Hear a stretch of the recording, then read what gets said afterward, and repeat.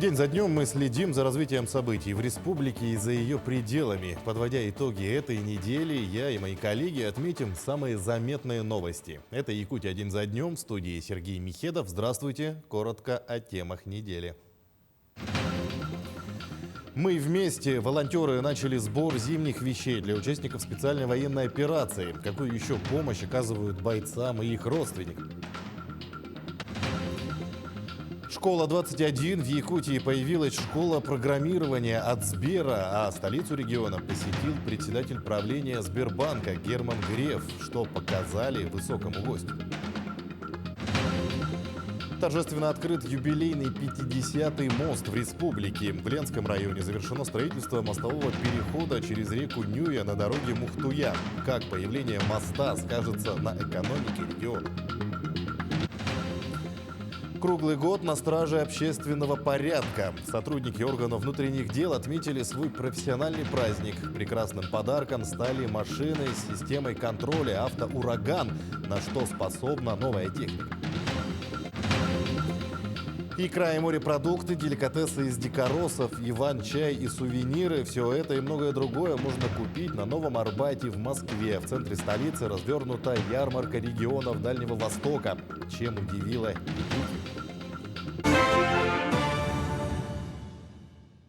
Правительство республики продолжает оказывать меры поддержки участникам специальной военной операции и членам их семей. Уже обработано более 3000 обращений, которые поступили через телефон горячей линии 122, а также через заместителей глав районов. По каждому ведется точечная работа и поиск решения как на республиканском, так и федеральном уровне. Продолжается оказание психологической помощи. За последнюю неделю за ней обратились более 500 человек. Проведено 700 индивидуальных консультаций. Группы в телеграм-каналах продолжают помогать с поиском без вести пропавших. Также работает Центр по взаимодействию с контрактниками по линии Министерства обороны.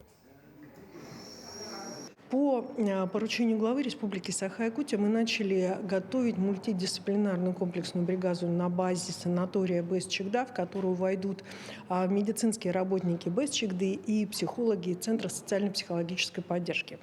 Мультимедийная бригада получит обучение в Федеральном медико-биологическом агентстве для того, чтобы комплексно отрабатывать навыки, компетенции и затем в последующем уже обучать всех остальных для работы.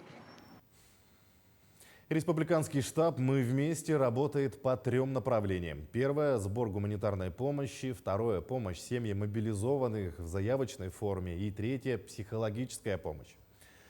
Также волонтеры начали сбор зимних вещей для участников специальной военной операции. Принимают в первую очередь теплые ботинки, одежду, носки. Куда обратиться, если есть чем помочь, рассказывает Даяна Федорова. Штаб «Мы вместе» на постоянной основе помогает военнослужащим в зоне проведения специальной военной операции. Ежедневно трудится порядка 20 волонтеров. Они плетут маскировочные сети, создают обереги, окопные свечи и комплектуют гуманитарную помощь. Перед началом зимнего сезона волонтеры приняли решение собрать теплые вещи для бойцов СВО. У нас на сегодняшний день штабы «Мы вместе» работают во всех муниципальных образованиях нашей республики. Также в рамках движения «Якутия с тобой» ежедневно здесь в городе Якутске на улице Орджоникидзе 10 работает пункт сбора гуманитарной помощи, где каждый желающий может оказать свою посильную помощь. И сейчас как раз-таки вот в период зимнего времени мы объявили акцию «Теплая зима», где мы принимаем теплые вещи для военнослужащих, которые сейчас находятся на зоне спецоперации. Помимо теплых вещей принимают ботинки, носки, а также средства личной гигиены. Медицинские изделия – это жгуты и бинты. В штабе работает добровольческий швейный цех, который шьет плащ-палатки, флисовые костюмы, теплые портянки и многое другое. Волонтерскую помощь оказывают и студенты из различных учебных заведений города. Мы приходим и помогаем. Мы сейчас делаем обереги для участников спецоперации, которые оберегают их от невзгод, защищают и напоминают о родине. Именно запах можжевельника уже напоминает им о родине и дает им силы. Волонтеры оказывают и психологическую поддержку, а также помощь по хозяйству семьям бойцов СВО. В рамках этого волонтерами отработано около 5200 обращений. Заявки принимаются по номеру 122, кнопка 6, будние дни с 9 до 6. Сбор теплых вещей продолжится до конца декабря. Чтобы оказать помощь, можно обратиться в штаб «Мы вместе» по адресу Орджоникидзе, 10. Даяна Федорова, Семен Семенов, Якутск. На этой неделе по Якутии наблюдали ухудшение эпидобстановки. В Хангаласском улусе отмечают рост числа заболевших коронавирусом. Зафиксировано как минимум 1230 случаев ковида. Болезнь выявлена почти во всех населенных пунктах, кроме южных наслегов. 12 человек получают лечение в инфекционном отделении, в том числе 2 детей. Амбулаторно лечится 146 человек, из них 31 ребенок. По словам врачей, в основном больные переносят вирус в легкой форме. Отмечается незначительное снижение по ОРВИ. Так, за неделю выявлено порядка 140 случаев. Также продолжается вакцинация взрослого населения от гриппа. Детскую вакцинацию и вакцину мы закончили полностью. 100% детей мы привили, 4559 детей. Ожидаем поступления детской вакцины дополнительно в течение ноября. По взрослому населению в плане у нас стоит привить 9 тысяч населения. На сегодня мы привили 7129 человек. Срок вакцинации по республике у нас идет до 1 декабря 2023 года. Мы призываем активно прививаться население. В Нюрбинском районе ежегодно осенью также проводят плановую вакцинацию населения от гриппа. Так, прививками планово охвачено 11 300 человек. Из них 6800 взрослые и 4300 дети. На сегодняшний день высокая заболеваемость ОРВИ наблюдается у детей в возрасте от 7 до 14 лет. В день отмечают по 35 заболевших детей. Кроме этого, по району фиксируют единичные случаи заражения коронавирусом. 14 пациентов проходят лечение амбулаторно с подтвержденным диагнозом ковид. Тяжелых больных нет. В целом эпидобстановка под контролем. При подтверждении ИХ-теста у нас делается забор анализов на ПЦР. Ранее, когда отправляли анализы в Якутск, были трудности с получением результатов, аж с ожиданием было, да? А сейчас у нас своя лаборатория, и по диагностике, по лечению у нас проблем нет.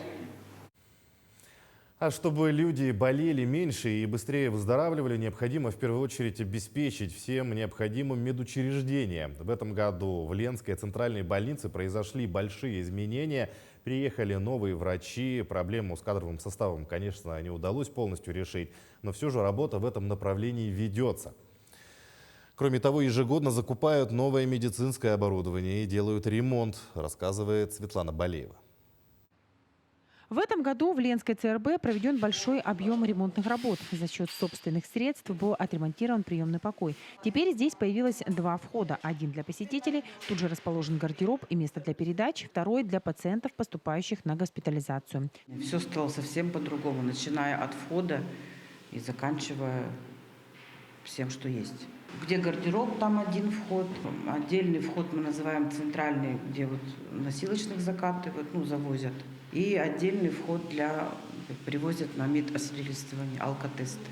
То есть обычные пациенты и пациенты, которые поступают с полицией для медосвидетельствования, они не контактируют.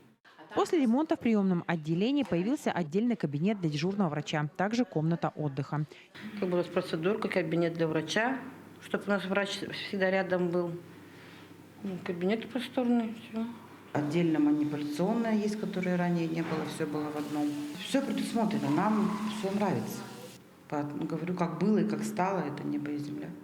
Буквально месяц назад окончен ремонт гинекологического отделения. Теперь здесь располагается административная галерея. Но это вообще для удобства всех сотрудников, для удобства пациентов, потому что, во-первых, вход получается с 2 сторон, можно зайти как со стороны старой поликлиники, так и со стороны приемного покоя. Удобно, что теперь наши сотрудники зимой не будут ходить по улице с одной части больницы в другую, просто потому что раньше здесь располагалось отделение, по которому ходить было нельзя, и, соответственно, все ходили по улице.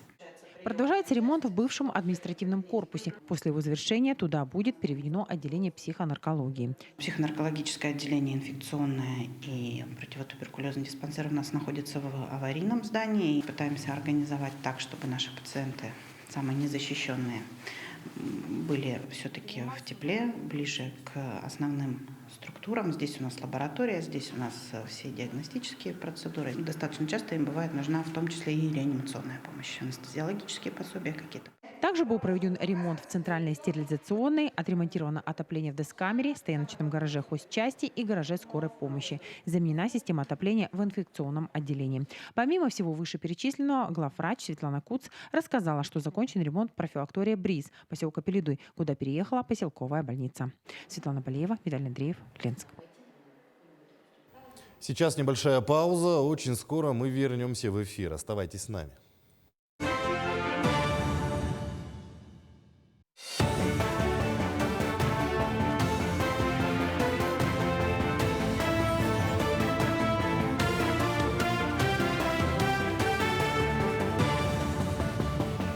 Продолжаем программу.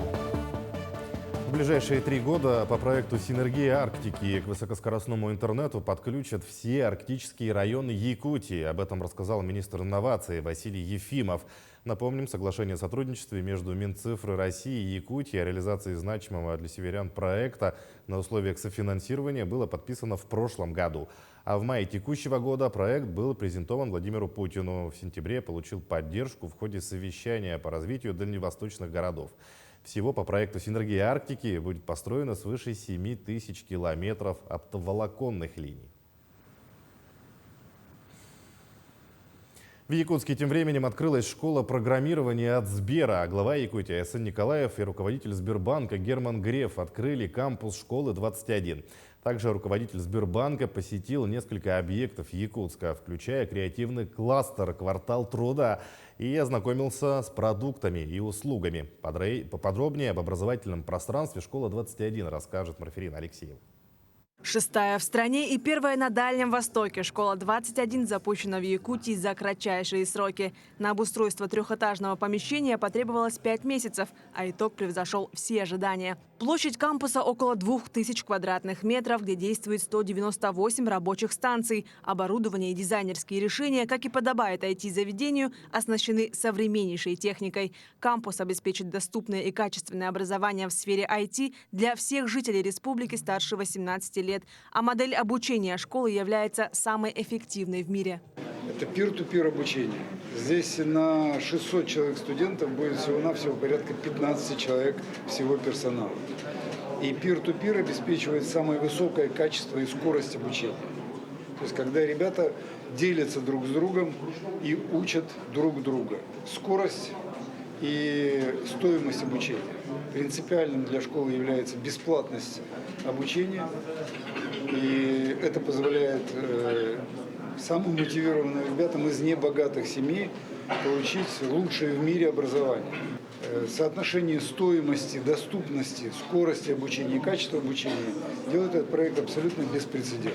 4000 жителей республики уже подали заявку на обучение. Сегодня в отборочном интенсиве участвуют 215 слушателей. Средний возраст 30 лет, самому старшему 50. Специализации участников самые разные. Примечательно, что среди первых учащихся отборочных бассейнов 40% девушек. Этот показатель выше, чем в остальных кампусах по стране.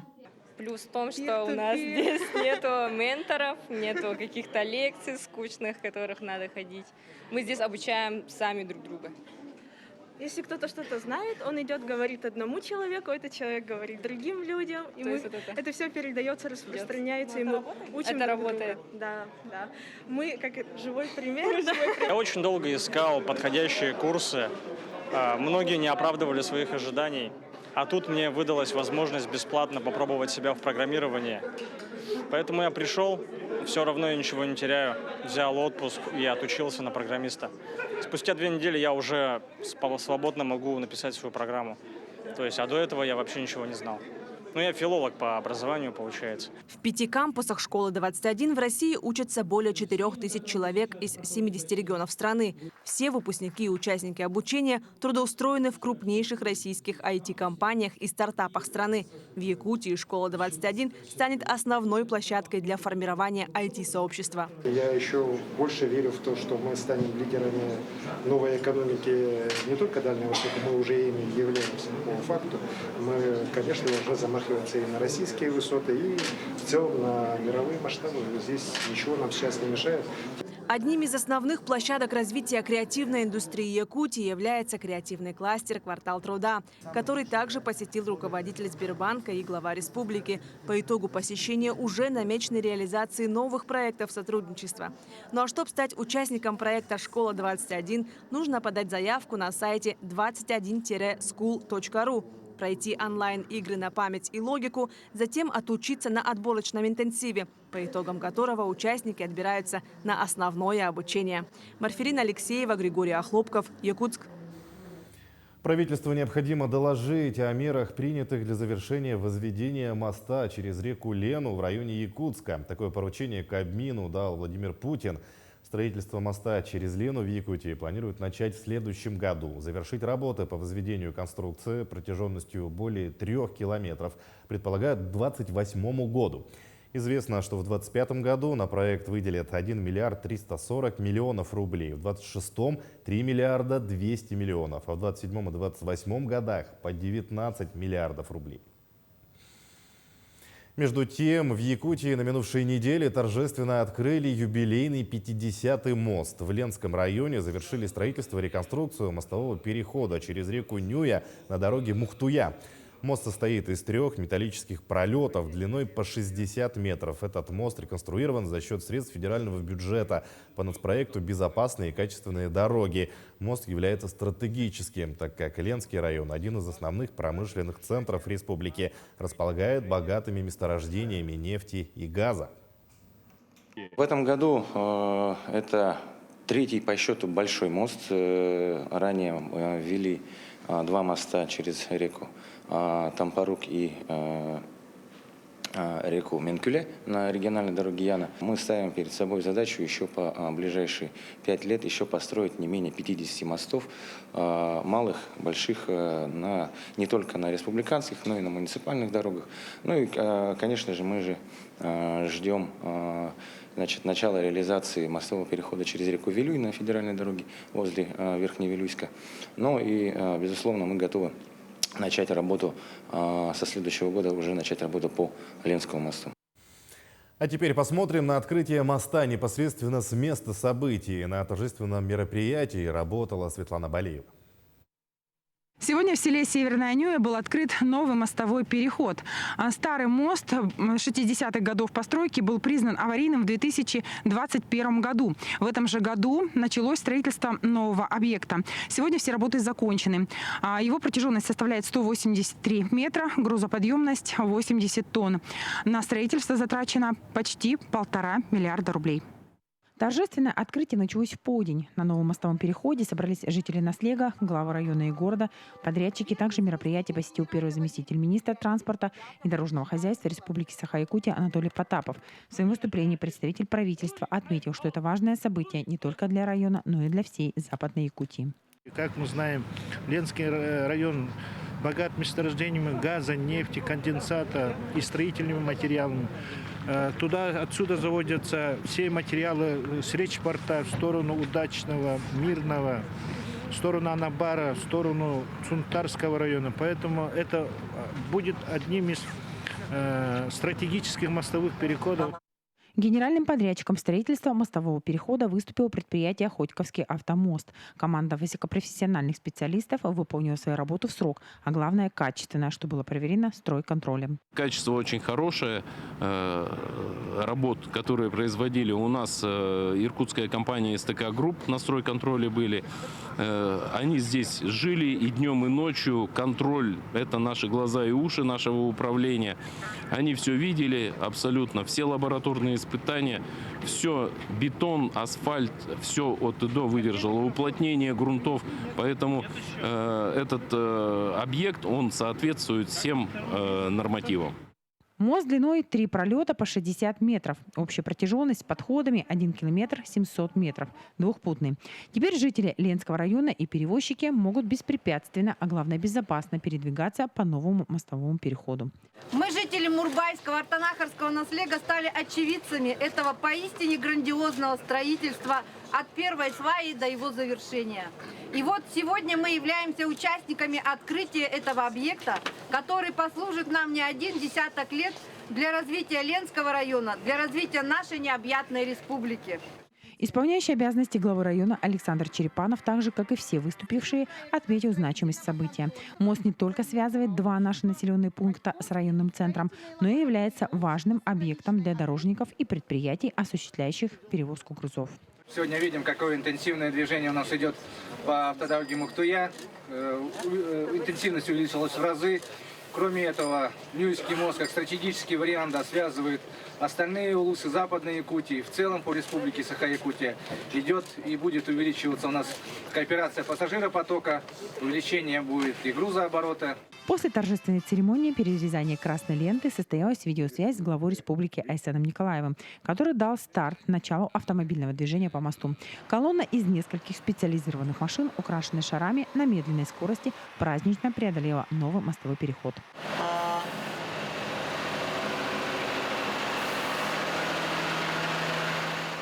Движение по новому мосту открыто с сегодняшнего дня. Старый аварийный мостовой переход закрыт. Снос его будет произведен только в следующем году. Светлана Балеева, Виталий Андреев, Ленск. И еще один важнейший объект появился в Якутии на минувшей неделе. Завершен первый этап строительства полигона твердых коммунальных отходов на 27-м километре Вилюйского тракта. Объект прошел госэкспертизу, все необходимые акты подписаны. Отметим, что на строительство полигона было выделено около 4 миллиардов рублей. Подробности в сюжете. Общая территория объекта составила 46 гектаров. Полигон разделен на две зоны – хозяйственную и производственную. Его введение в эксплуатацию позволит не только улучшить экологическую обстановку, но и решит вопрос закрытия действующего полигона на 9-м километре Вилюйского тракта, которая давно исчерпала свои ресурсы. Воздействие на окружающую среду этого полигона уже минимальное. То есть произведена изоляция отходов, да? То есть уложены геотекстильные материалы, геомембраны. Поэтому прямого воздействия отходов на почву и грунтовые воды уже не будет. Но выбросы, конечно, будут, но за выбросы они будут оплачивать так называемую плату за негативное воздействие на окружающую среду. Твердые бытовые коммунальные отходы, которые накапливаются на территории городского округа, будут привозиться на полигон. Предварительно отходы потребления будут проходить сортировку мусороперегрузочной станции. Это картон, стекло, пластик, металл, древесина и другие отходы, которые могут быть использованы для вторичного производства. То есть на полигон твердых коммунальных отходов попадет только тот мусор, который не подлежит вторичному использованию. Процент сортировки должен составить до 36%. То есть мы практически 1/3 мусора, который приходит на мусороперегрузочную станцию, должны отделить и направить на вторичную переработку. Вот, собственно говоря, такая идея. А то, что остается, значит, должно компостироваться, прессоваться и уже приезжать на современный полигон уже на постоянное хранение. Реализация данного проекта, безусловно, связана с нашей территориальной схемой по обращению с твердыми коммунальными отходами, а также с федеральной схемой по обращению с твердыми коммунальными отходами. Полигон начнет принимать отходы, как только завершится строительство мусороперегрузочной станции с элементами сортировки, которая расположится на 8-м километре Вилюйского тракта. Ввод станции в эксплуатацию запланирован к концу 2024 года. Даяна Федорова, Семен Семенов, Якутск. Далее еще одна короткая пауза. Вскоре мы продолжим программу. Дождитесь.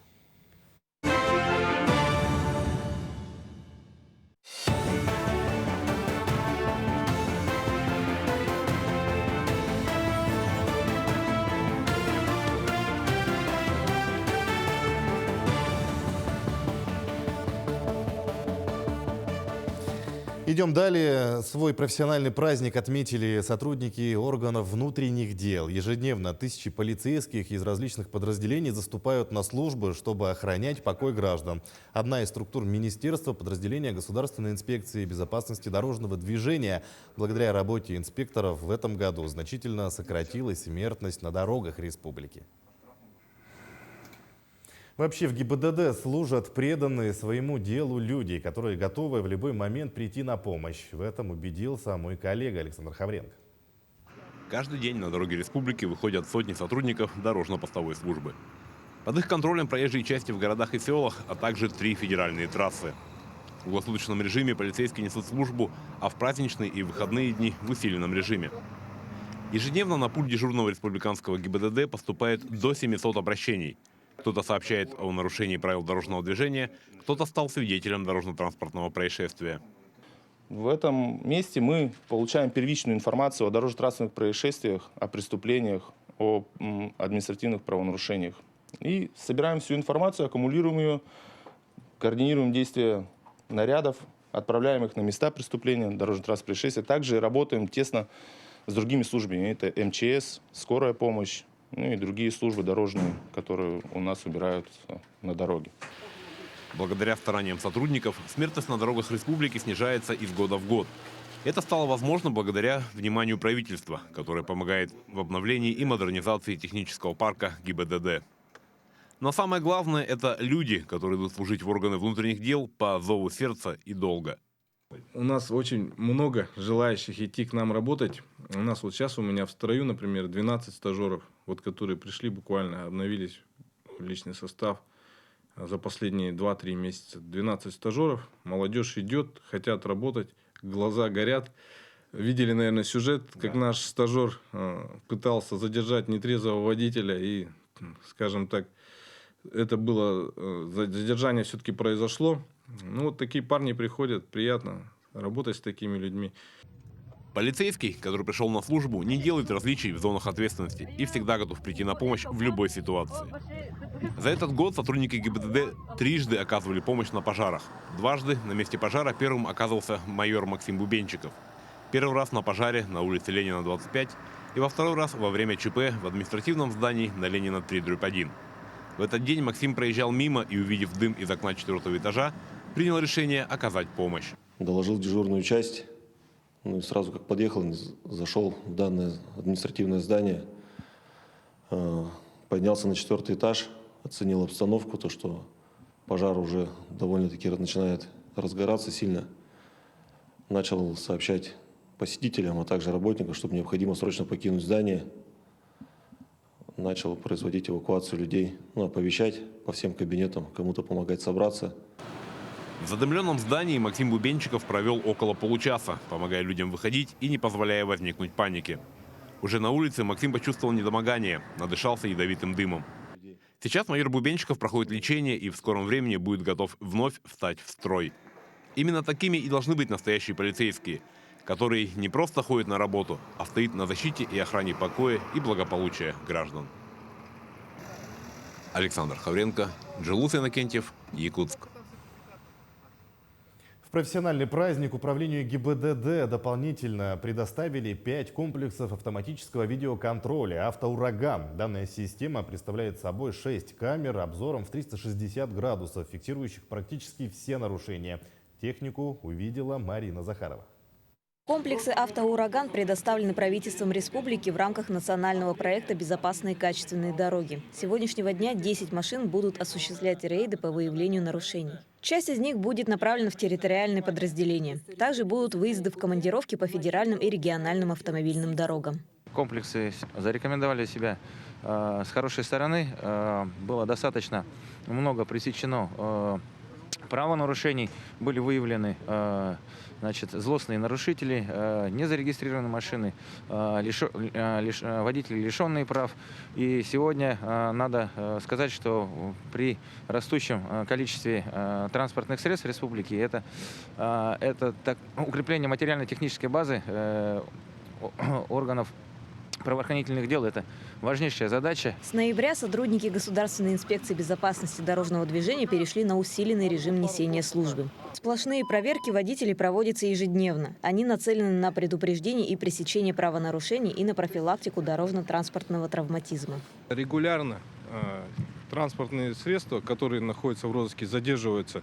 Статистику, если так привести, у нас только с начала года грубые нарушения, за которые предусмотрена уголовная ответственность, когда водители повторно сели за руль в нетрезвом состоянии, уголовная ответственность предусмотрена статьей 264 прим. 1, у нас 28 фактов, конкретно вот по таким.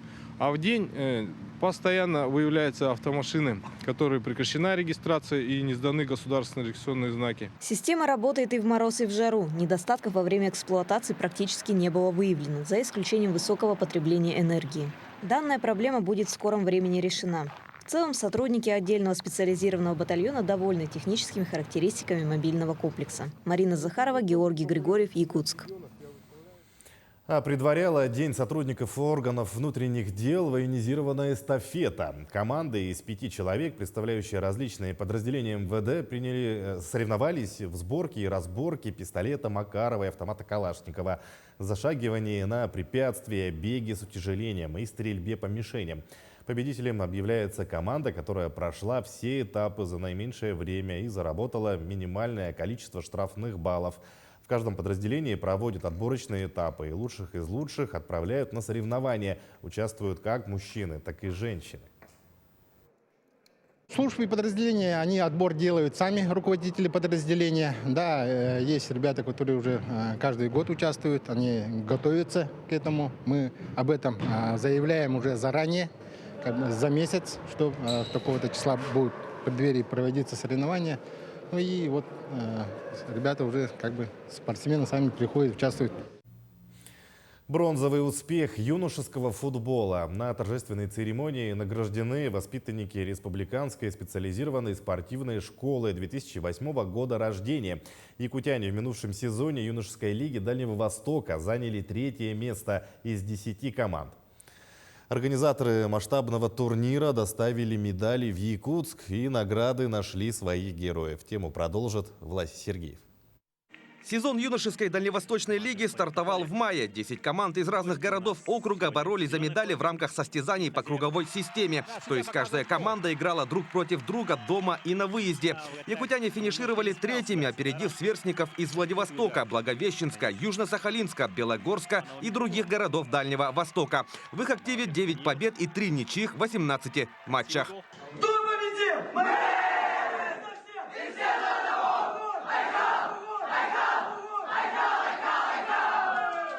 Мы все время были в роли догоняющих, мы все время были там 7-е, 6-е, 5-е, 4-е. Так мы в целом в течение сезона поднимались с мая по октябрь. И перед последним туром мы заняли свое законное место, и потом уже никому его не отдали. Спустя месяц после завершения лиги организаторы доставили медали в Якутск. Награды в торжественной обстановке вручил министр по физической культуре и спорту региона Леонид Спиридонов.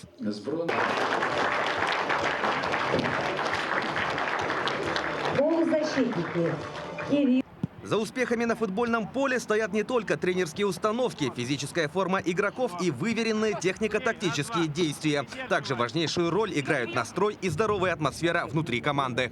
Все игры были сложные, на все игры мы настраивались как на свою последнюю игру. Эмоции вообще в первую очередь, конечно, на каждой игре отдавалось, вся команда полностью отдавалась. Все силы, все, что у нас было, все отдавали на поле и оставляли. Весомую лепту в успех команды внес Данил Мирошниченко. Форвард в 18 матчах забил 13 голов, тем самым став вторым лучшим бомбардиром турнира. За результативную игру Мирошниченко был включен в символическую сборную лучших игроков сезона. Было 18 матчей, мне удалось отличиться не во всех, но тоже неплохо. Готовились очень жестко, было много силовых тренировок, много кроссов. Разбирали часто игры и ездили на предигровые соревнования, заняли там 2-е место. Бронза юношеской лиги – это результат планомерной работы Республиканской школы по футболу. Она функционирует с 2009 года. На сегодняшний день в школе занимаются 582 воспитанника, которые безустанно трудятся для того, чтобы пополнить коллекцию трофеев школы. Власий Сергеев, Тимур Калмогоров, Даяна Федорова, Павел Пахомов, Якутск. Сейчас последняя пауза в нашей программе. Оставайтесь с нами.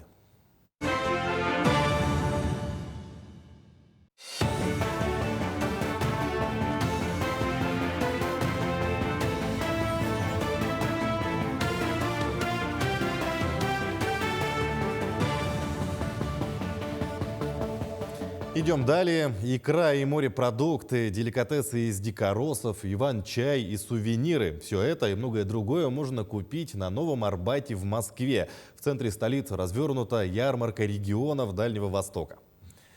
Это ежегодное мероприятие проходит в рамках Дней Дальнего Востока и традиционно привлекает самую большую аудиторию. Как представлена Якутия и чем удивляла наша республика, узнаем у Максима Кардозу. Традиционно в ноябре в Москве появляется улица Дальнего Востока. И располагается она именно на Новом Арбате. А это одна из самых популярных туристических точек в столице. И, наверное, место лучше для презентации самого большого федерального округа в нашей стране и не придумать. А помогают привлекать внимание вот такие инсталляции. Пройти мимо просто невозможно. Здесь представлены, например, мосты Владивостока. Также каждый может ознакомиться с экспозицией, которая посвящена развитию Дальнего Востока. На стендах информация о новых предприятиях, туристических маршрутах, федеральных мегапроектах, которые реализуются в округе. Здесь располагаются такие павильоны, у каждого региона свой, там представлена сувенирная продукция, а также дальневосточные деликатесы. Можно сразу все продегустировать, купить, даже на вынос. Говорят, пользуется популярностью хот-дог с креветкой. Сейчас узнаем, чем же удивляет якутская кухня. В основном продаем салат из щира, и пельмени с оленины, и шаурма с олениной. Индигирка, подкопченый щир, там нарезка с картошкой подаем. И еще северная рыба на пару с овощами. Оленину я впервые в жизни ем. Очень вкусно. Просто великолепно. Так что вы все-таки приобрели? Что я купил, мой дорогой? Салат индигирка, якутская деликатес. Хочу попробовать эту всю красоту. Батюшки, это же прелесть. Рядом расположились ребята из Хатасской агрошколы. Они тоже привезли свою продукцию. Это пакетированная уха, тушенка, ягоды и напитки, мед. Москвичам, скорее всего, наша продукция, она в диковинку. Не все понимают, что мы кушаем жеребятину. Молодежь больше покупает продукцию нашу, которая пакетирована, удобно с собой брать, она легкая. Просто нужно добавить нашей продукции воду, и она будет уже готовая. Ярмарка открыта до 11 ноября. И каждый день здесь проходят концерты разных регионов. Из Якутии приехали сольные исполнители и танцевальные коллективы. Ну и по традиции, якутяне каждый вечер приглашают жителей и гостей столицы на Осохой.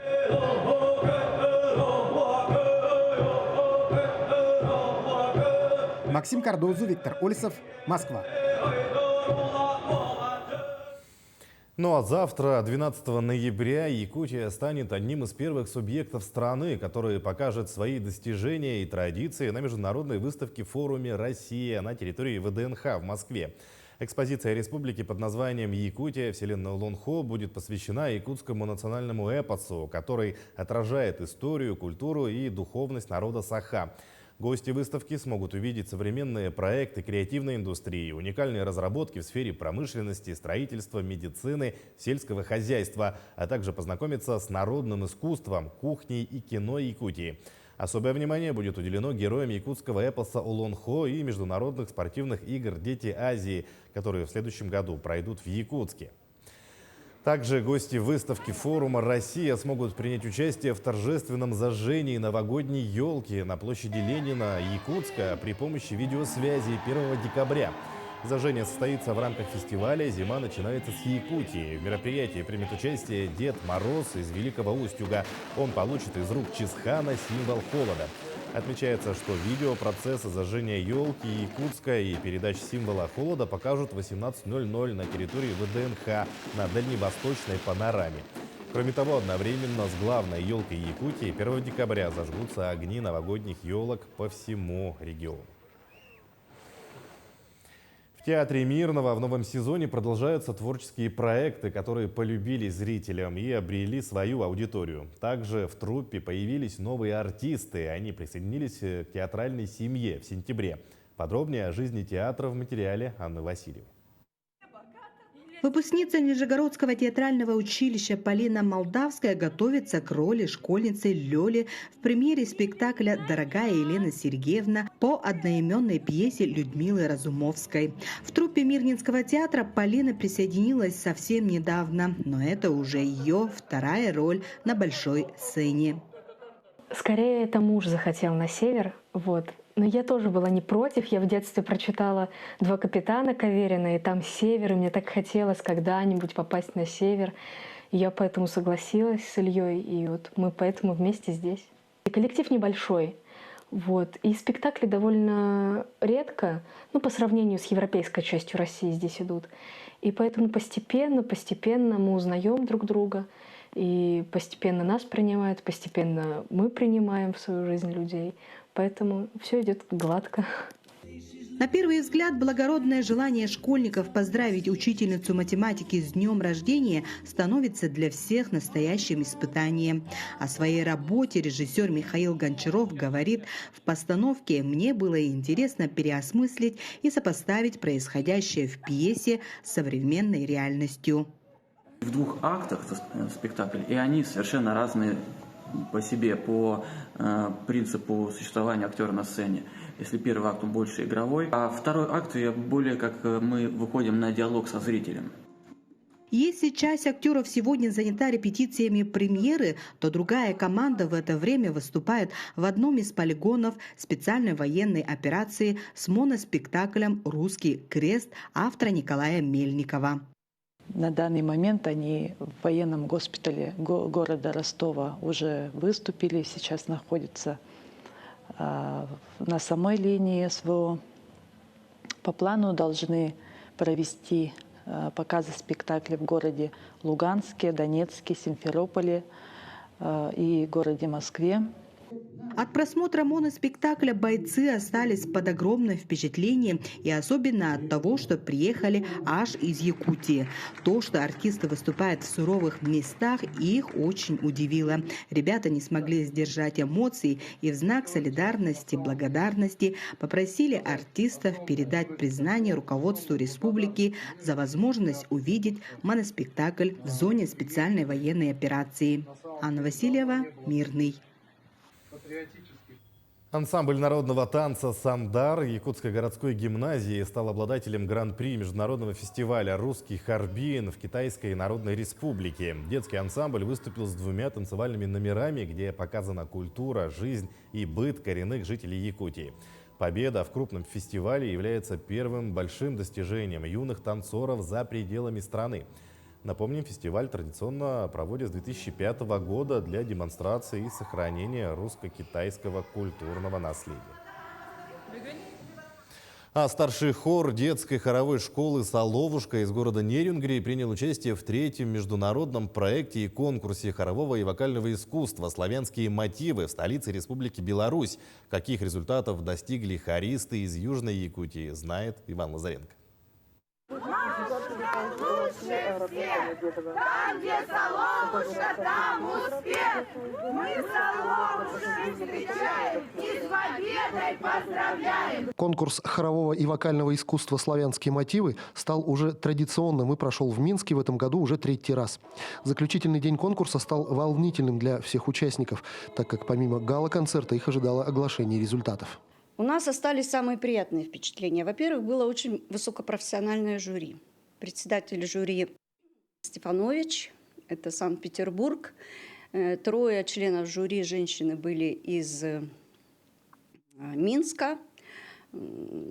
То есть, когда было обсуждение после выступления, жюри давали свои комментарии, члены жюри давали свои комментарии, то было много хорошего сказано в наш адрес. Ну и были кое-какие критические замечания, которые мы, конечно, приняли к сведению. С чем-то согласились, с чем-то, может быть, не очень. Но в целом я довольна выступлением хора. Это, наверное, было самое лучшее выступление за время нашей подготовки. По результатам конкурса хор стал лауреатом 1-й степени, на ансамбль «Академикс» лауреатом 2-й степени. Для нашего вокального ансамбля это был первый опыт участия в международном соревновании.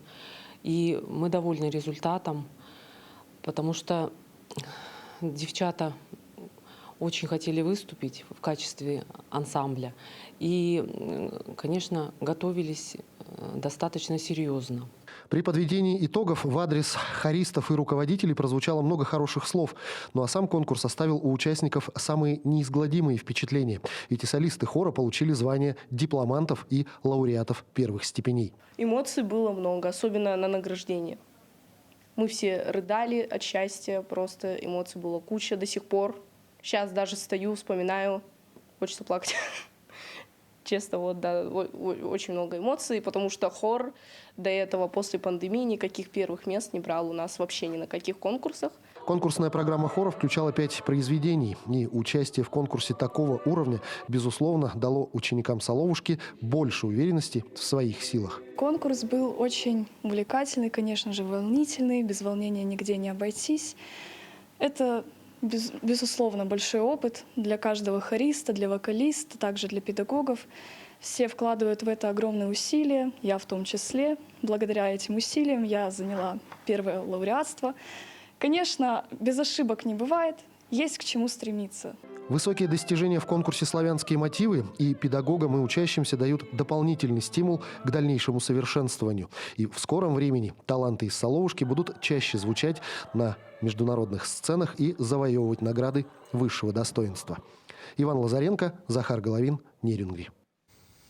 Неизвестные маршруты России станут ближе. Программа о путешествиях телеканала «Россия. Культура» с понедельника в нашем эфире. Узнать об удивительных местах России, дойти до достопримечательностей необычным маршрутом или посетить уголки нашей страны, которые часто остаются за пределами путеводителя, можно каждый понедельник, вторник и среду. Что еще ждет зрителей в программе «Неизвестные маршруты России»? Об этом в материале Айсены Бурнашовой.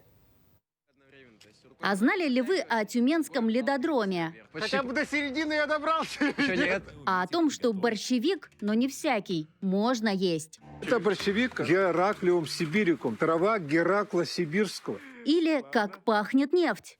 Как бензин, да, пахнет? В программе «Неизвестные маршруты России» и не такое покажут. Самые необычные маршруты, удивительные точки на карте страны, места, о которых знают местные, но не знают туристы. Ведущие программы раскроют все секреты. И даже если мы приезжаем в какой-то регион и идем в знаменитое место, например, мы были в Карелии и не могли пропустить, например, Кижи, мы просто отправились туда сложным маршрутом, не так, как делают все. Но все равно показали эту красоту, но с другой стороны. Максим Картозу, журналист из Якутии, спецкор телеканала «Якутия-24». Вместе с ним и еще двумя ведущими зрители покорят и горные вершины. И как низко лежат облака, они будто сахарная вата. И бурлящие реки. А еще полетают. Главная фишка этого проекта, она заключается в том, что Россия большая, она на самом деле неизвестная. То есть так много маршрутов, как, наверное, в нашей стране, их нет нигде. Каждый выпуск – это новые впечатления. Будь то экстремальный переход над бурыми водами в Чечне или восхождение к белому камню в Бурятии. Забрались сюда ради этого фантастического вида. Посмотри, посмотри! А может, вас удивит дом чудака в Тверской области или дом из фильма «Любовь и голуби» в Карелии. Людк? А? Людк? Программа выходит с марта прошлого года. Сегодня это целых 4 сезона путешествий и десятки выпусков. Неизвестные маршруты России способны удивить даже искушенного путешественника. Якутяне очень добрые и очень любознательные люди. Это я испытала на собственном опыте. И поэтому, как минимум, я думаю, что им будет это интересно. То, что они умеют проходить гораздо более сложные маршруты, и, возможно, как раз для якутян наши маршруты не покажутся сложными. Они скажут: о, какая легкотня, можно в отпуск поехать, как раз я себе такое и организую в какой-то другой регион. Поэтому я рассчитываю на то, что это отзовется в их сердцах теплом и любовью к нашим проектам. Путешествия за 1000 километров начинаются с одного шага за порог или программы «Неизвестные маршруты России». С 13 ноября каждый понедельник, вторник и среду на телеканале «Якутия-24». Не пропустите, будет интересно. Барды-бытушки, что с моего родного якутского производная «Поехали». Айсена Барнашова, Виктор Олесов, Москва. Такой стала уходящая неделя глазами наших корреспондентов. Это была итоговая программа «Якутия. День за днем». Мы продолжим следить за развитием событий в республике и за ее пределами. Но я с вами прощаюсь. Оставайтесь на нашем канале.